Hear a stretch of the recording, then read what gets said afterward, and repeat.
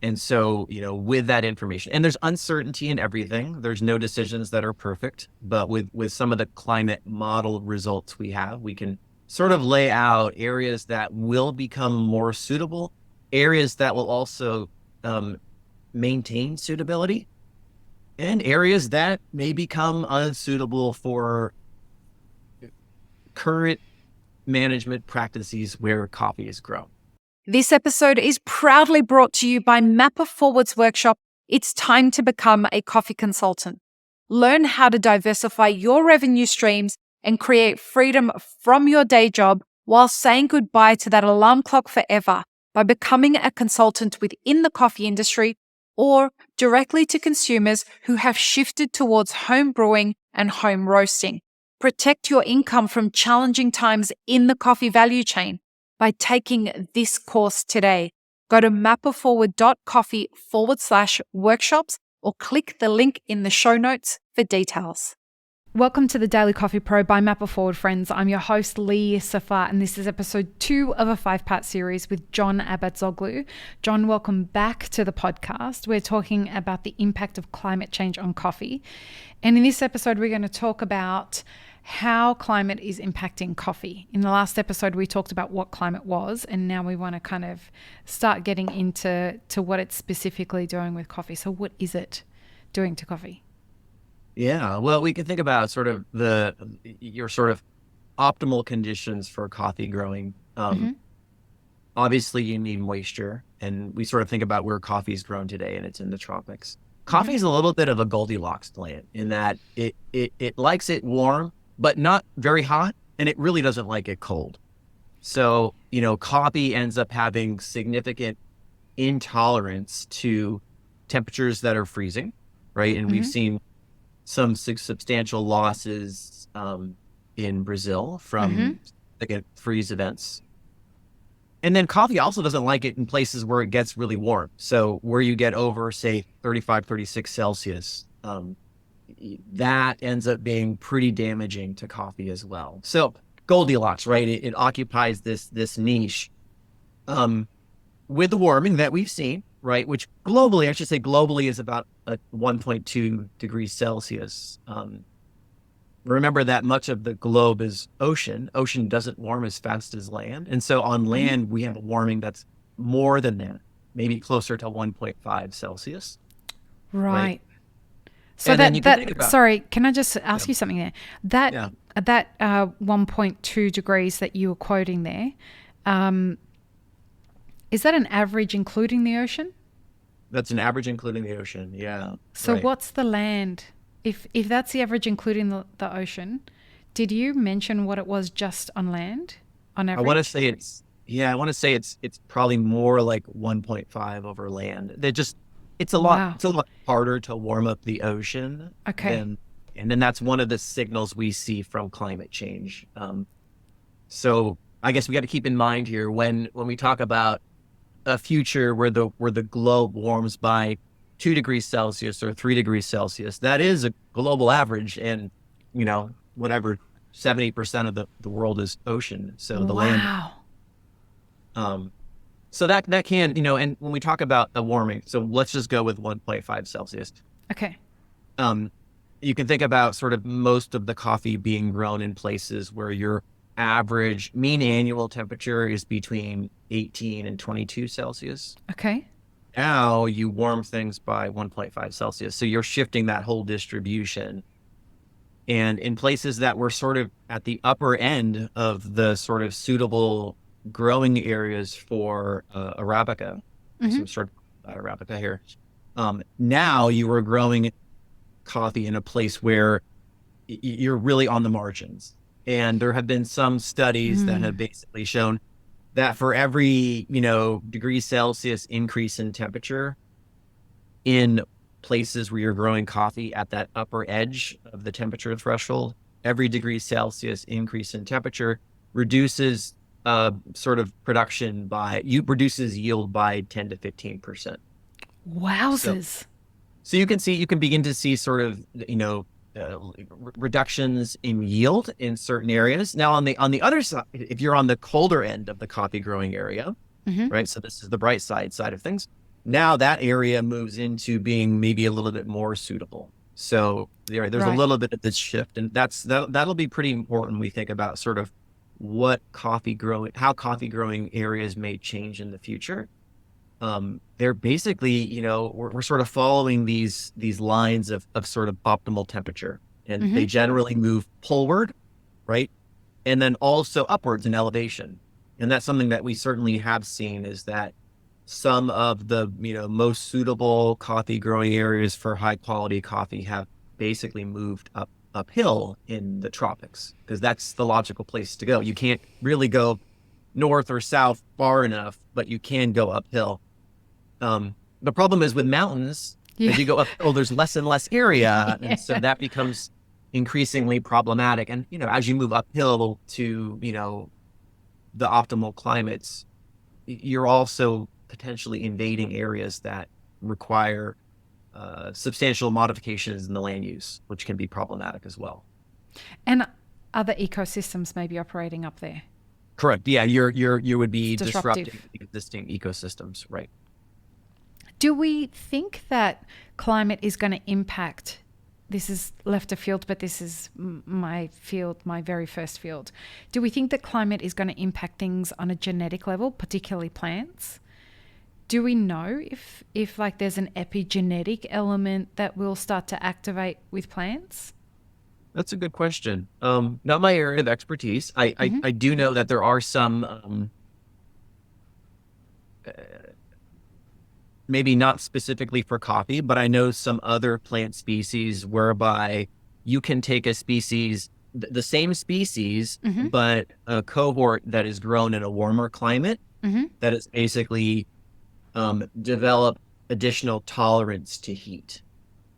And there are Oh wow. considerations now of taking the seed of plants that are grown in warmer climates And cross them. and translocating them to places that are currently cooler but will be warmer, in the idea that climate change Oh. will happen. So this like, I want to call it, it's like trans assisted migration. I think that's the Okay. terminology, assisted migration. And so there may be things like this for coffee as well, Mm. where, there may be a cohort that is particularly resilient, tolerant to heat, and that could essentially propagate and provide an adaptation mechanism to a warmer planet. How predictive is the direction? And I know you said that it's headed in two directions that we can sort of know. If we know, so it's going up, so climate up and to the poles. How predictable is it? Like, is it predictable enough that you could track which land you should consider migrating your own coffee crops onto? Is it that predictable? I would say that we have pretty good ideas of how temperature will change over the next 30 years or so. Um, we think it's going to warm, Mm-hmm. shocker.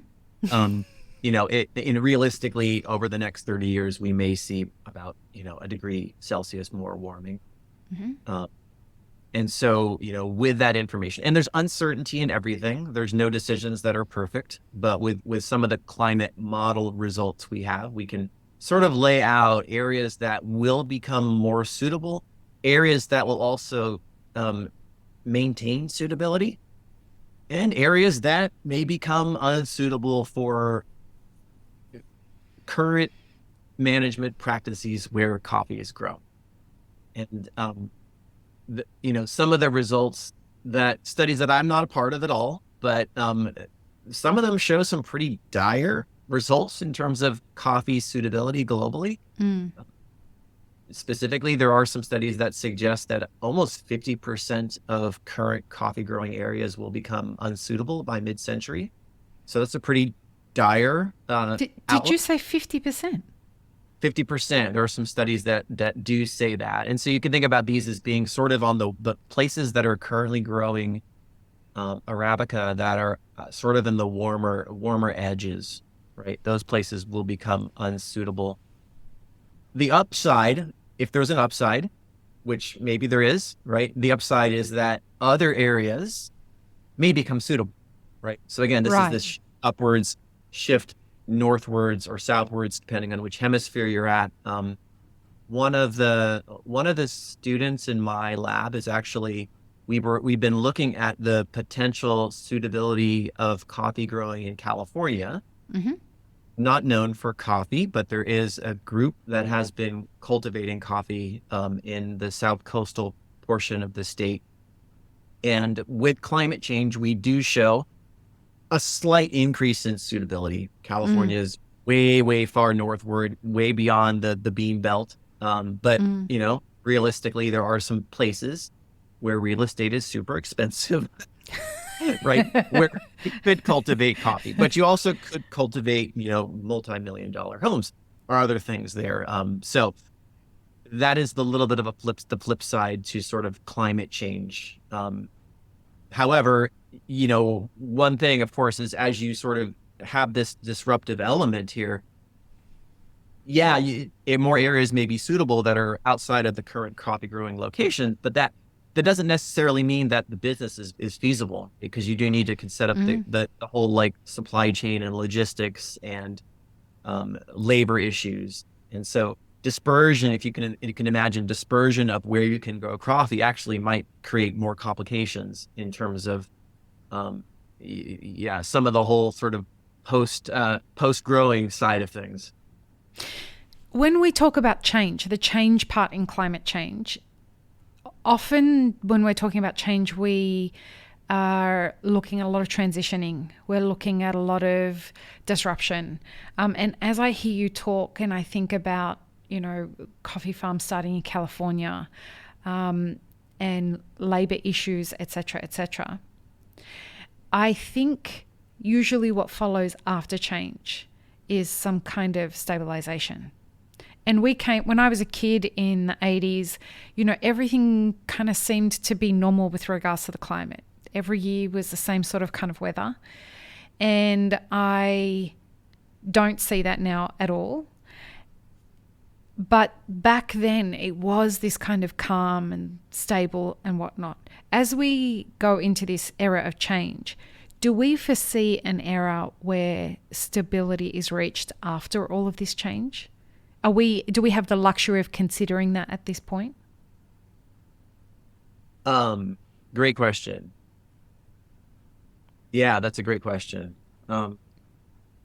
It, it, I guess I can answer it from the context of at least the climate system itself. Yeah. Maybe that's the easiest point of entry here. When we talk about climate change, the trajectory that we are on basically would consider continual change, no stabilization, Right. right? Stabilization is possible, right? But it would require that we effectively stabilize greenhouse gas emissions and greenhouse gas concentrations, I should say, greenhouse gas concentrations in the atmosphere. And right now, like, even if we stabilize emissions, so globally, I think we're emitting something on the order of 10 gigatons of carbon per year, big number. Sounds big number, 10 gigatons of carbon per year. Even if we keep that status quo, what we have right now is more carbon going into the atmosphere each year than carbon that's leaving the atmosphere. And that allows for the levels of atmospheric carbon to continue to rise through time. And with that, we would expect that climate would also continue to get warmer through time.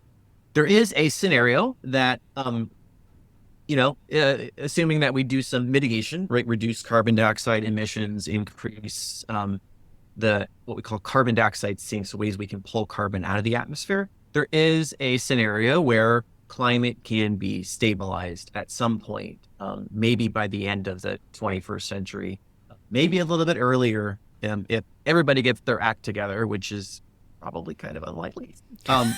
Right. But there may He be says in 2024, in the year of an election in the United States. Good luck with that. Yeah, I mean, there's some optimism, but good luck with that also. Sorry, I lived there for a long time. No worries. Yeah. So, the interesting thing that I see about that is we talk about the destabilization of coffee. as an agricultural product from an economic perspective. And people are looking to rip out their coffee trees because the price of coffee is being destabilized. And we have a lot of volatility at the moment. And in some countries, they're replacing those trees with eucalyptus and with other crops. But the one thing about coffee is very, very good at capturing carbon out of the atmosphere. And so when you rip up those coffee trees or they're destroyed by other crops, from a climate perspective, when we don't have the luxury at the moment of being able to look at that and say, well, like, what carbon are we not taking out of the atmosphere by having coffee? What's the cost, the opportunity cost of doing that? And often right now, the opportunity cost doesn't seem worth paying because we got to feed people, as opposed to thinking about the carbon that's coming out of the atmosphere. There's just so many complex layers to all of this, and it's all happening at the same time. Yeah, and I think this is the reason that climate change does not have a simple answer to it. So I think there have been other global environmental challenges. The ozone hole is one that some of your Australian. listeners. Yeah, so certainly, yes. So the ozone hole is a great example whereby scientists identified that the ozone hole was increasing. Ozone is important for reducing the amount of ultraviolet light reaching the surface, which is harm to every living thing. And the atmospheric chemists said, oh, well, we believe that it is certain man-made gases called chlorofluorocarbons, or CFCs, that are implicated. The good news about chlorofluorocarbons, which is hard to say 3 times in a row, is that only a really small sector of the economy relied on them. And so it was fairly easy to implement a global policy to phase those out in sort of high-performing countries immediately, and to then have a delayed phase out in countries that had less economic ability. And the ozone hole has stabilized now. It's a really, really long-lived greenhouse gas. It doesn't get fixed instantly, but we're no longer putting that gas up into the atmosphere. Ozone hole is stabilized. And at some point here, maybe in 20, 30 years, we will see a recovery in that ozone hole. So really?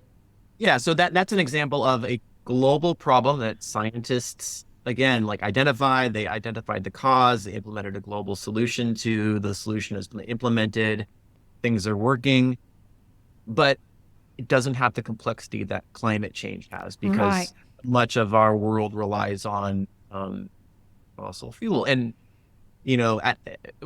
deforestation is another part of sort of climate change, right? Taking carbon from living biomass, burning it. Deforestation has petered out a little bit, right? We saw a lot of that in sort of the late 20th century. And for other reasons, deforestation has also decreased a bit. That is still a contributor to climate change.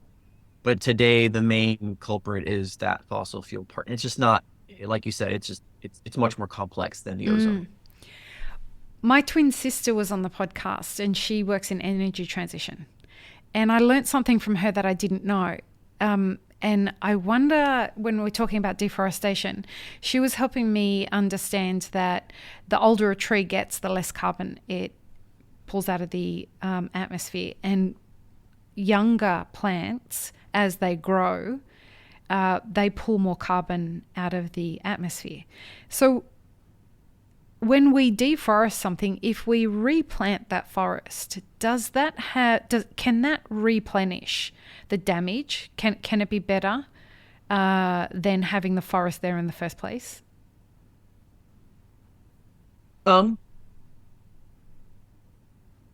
Yeah, possibly. So these are we call them nature-based solutions, basically ways to take carbon out of the atmosphere.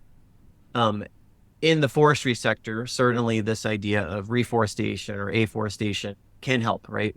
As you grow trees that are appropriate for the climate that they're growing in. Right. There have been bad stories about, carbon offsets that have gone the wrong way because they planted the wrong trees in the wrong environment. Absolutely.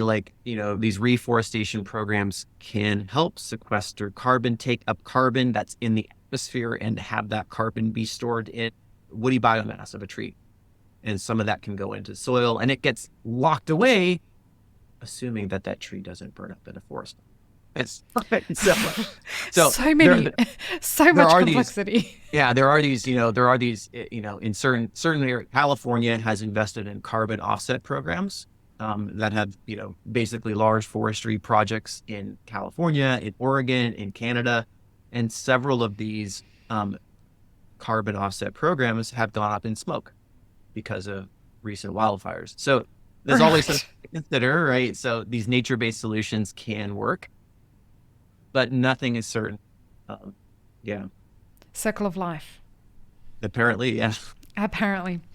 All right. So, in the next episode, we are going to lean heavily into what we just talked about, and we're going to talk about carbon, agriculture, and climate change.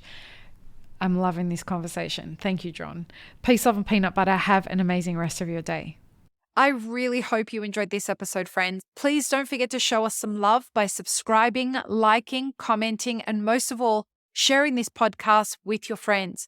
Check the show notes for links, including our sponsors and our Patreon. And stay tuned for more great conversations on the Daily Coffee Pro by Map It Forward.